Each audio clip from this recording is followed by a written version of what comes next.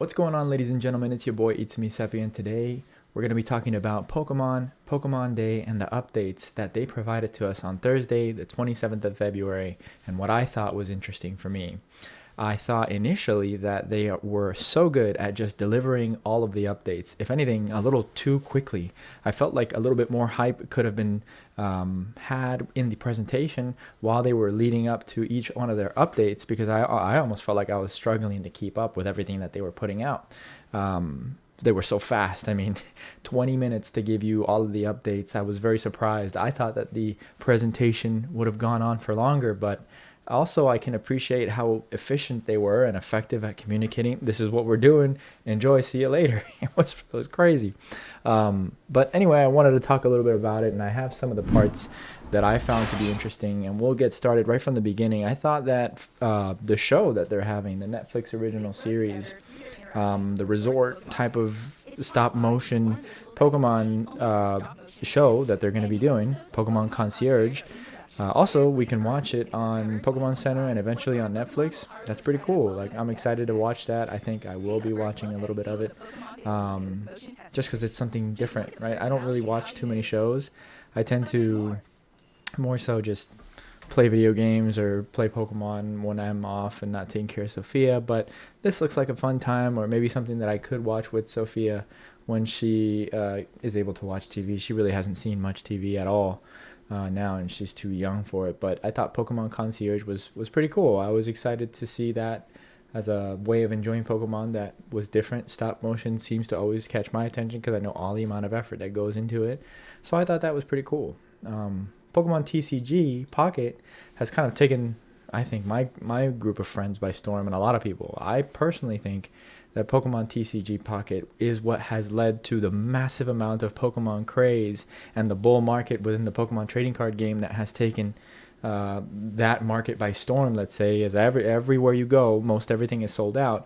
And I think it has a lot to do with Pokemon Trading Card Game Pocket, because where previously there were barriers of entry to get into the card game, this free alternative has kind of just brought, I know it brought a lot of us back to Pokemon. I am playing the physical card game now specifically because the Trading Card Pocket app led me to that. And I feel like a lot of people were brought to the trading card game because of Pocket, and it's contributing to a lot of the supply and demand issues that we're having in the Pokemon trading card game. You could search any thread and have your view of what that looks like. But this is really cool. I didn't expect the new set to come out so quickly. I was still trying to collect the entire set for the one that just passed, but luckily I had saved a lot of my hourglasses and got to maybe open maybe 15 of these Triumphant Light booster packs that were released today, the 28th of February, as of when I'm filming this. So I thought that was pretty cool. I wasn't expecting for this to come around so quickly, but I personally think that steel types have a very interesting kind of mechanic that I want to build a steel deck because of all the damage mitigation that you can have. I kind of like that. I kind of feel like you can have some big beefy boys up front and you can still do damage and kind of slow your opponent down. But I'm sure there's other deck variants that I haven't thought about yet because I haven't even looked at the set. I haven't had a chance to do much of anything other than see that this is what's happening, and I feel like I've been getting bombarded with all of the news that's been coming out with Pokemon, but this is pretty exciting.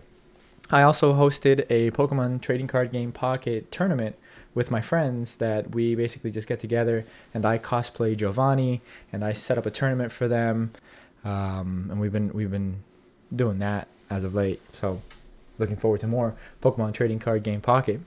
Then I thought the new release, I believe this is the Pokemon Champions, and this is interesting because I was having a conversation with one of my friends about how the traditional way that we've battled in Pokemon the entire time, which is turn-based, right? And this is how I think Pokemon is going to continue that.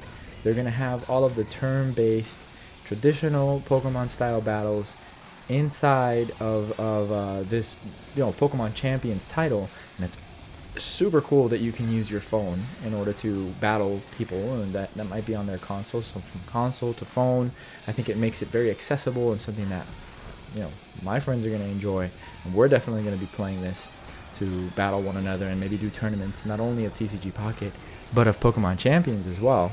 That seems exciting. So I like this, and then we're gonna talk a little bit about what I think in reference to the new battle style that they're introducing with Pokemon ZA. But this Pokemon Champions, I think, is going to be the staple way that people are going to be able to engage in Pokemon battles. And it doesn't matter what platform you have. Like, you're no longer limited to just having or needing to have the Switch, right? You could do it straight from your phone. I think that you still might need to have Pokemon in the Pokemon Home Center where you can actually grab those Pokemon and bring them into the Pokemon Champions title. Perhaps that could go from Pokemon Go as well, so you can bring over the Pokemon that you have in Pokemon Go and then port them into Pokemon Champions and fight your friends with that. Not quite sure how that's going to work, but still pretty exciting that we have what I think is going to be the staple way of engaging in those turn-based battles that then liberates Pokemon to be able to, with the newer titles that they're developing, like Pokemon ZA, approach a less turn-based battle and more movement-oriented, kind of like something like I don't know if it'll be MOBA-esque. We do have the Pokemon MOBA for that, but I feel like it'll be just the evolution of battling, and that is possible because they have the traditional form of battling here in Pokemon Champions as a staple. So I think that's pretty cool. Which then we can go on to the trading card game, or is this? Wait a minute, where did I put the trading card game update? I think it's there. Here we are. So the trading card game. Before I go into this, just to show you what I've been up to in the trading card game, that's where my focus has been, and I've been just creating decks and looking at deck lists from all kinds of metas. Given that the meta is going to be changing here soon. Because we're going to have a rotation where the F block of all Pokemon cards are rotating out. Basically, anything with a yellow border is no longer going to be part of the meta. I've just been looking at different decks that can be made because I do want to compete within the Pokemon TCG, go to regionals. Ideally, if I can, top place well in these tournaments and advance, get some championship points, and actually make a name for myself in the Pokemon trading card game community. That'd be awesome. I think that's where most of my enjoyment is coming from lately with Pokemon. All I've been doing is brewing decks and going to my locals when I can, trading, building up a collection, because I started pretty much when Pokemon TCG Pocket came out. And I've just been going through the motions, like for Alligator deck. I've been looking into Iron deck, the Iron Thorns deck, Raging Bolt decks. I've also looked into Ceruledge, Iron Hand decks. I mean, I've been going in. I currently am piloting an Okidogi EX deck, which is fun for me. I use Janine's Secret Art, Okidogi, a little energy switch, and the energy for turn to let me swing for 300 on turn 1, or rather turn 2 when I go first. And if I have Gravity Mountain, I can knock out any stage 2 Pokemon in one swing by, creating this Okidogi deck using Monkey Dory in the back as a support Pokemon, Secret Box as the ace spec so that I can get the pieces of the puzzle that I need. This was a brew of it initially that I had done, but I've changed it. I run more Bravery Charms now too because of Dragapult taking the mainstream, and the European International Championship just occurred where they had basically, I think it was 5,000 trainers, 5,000 Pokemon players taking part in the tournament. One of the biggest tournaments, or the biggest tournament for Pokemon that has ever existed up until now. So the hype is there, and it's very exciting. And I, I never played with Mega Evolutions, given that that's what's coming out now in the trading card game. But the cards that they spoiled, or the cards that they revealed, seem exciting. The Lucario Mega and the Gardevoir Mega. The Gardevoir Mega feels like it's going to help compensate for some of the cards that are rotating out of that block, because Gardevoir is losing a lot of its main staples to make that deck competitive. Maybe it'll switch, but the Mega forms, from what I've seen, they're different now because you can evolve directly from the basic Pokemon. You don't have to actually have, let's say, Lucario EX and then Mega Lucario EX. It can go straight from, starts with an R. Can't remember the name of the basic version of Lucario, but I'm sure you guys know.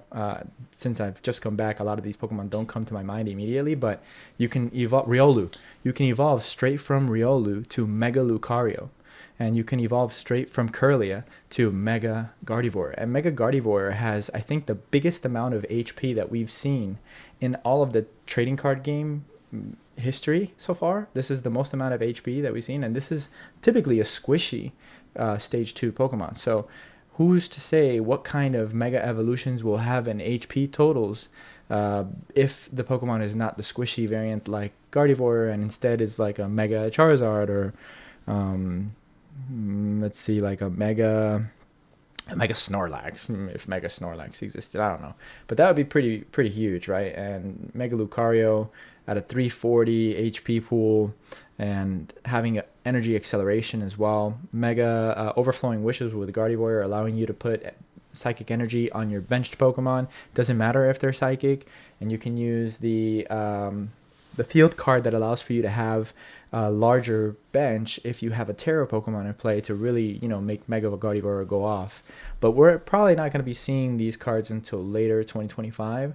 There's a few sets that are going to be coming out before the Megas, I feel. They said it was going to be 2025, but likely late 2025. So regardless, I'm going to be playing the TCG. I've been really enjoying it. I think that the community is fantastic.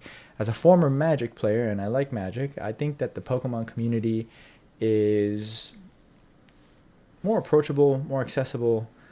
Magic community is great, but I prefer the Pokemon community. I think that the Pokemon community is definitely a wider age variant, right? There's kids that are playing the game, and there's elder individuals that are playing the game, whereas Magic, I think it's kind of more skewed towards the older individuals playing game. It doesn't really appeal to a younger audience, and it's not, let's say, I don't know if Magic is sustainable in that sense, where Pokemon is, but it's just exciting to see the vitality of Pokemon, and how it just continually appeals to such a broad audience of individuals. That is what makes the community so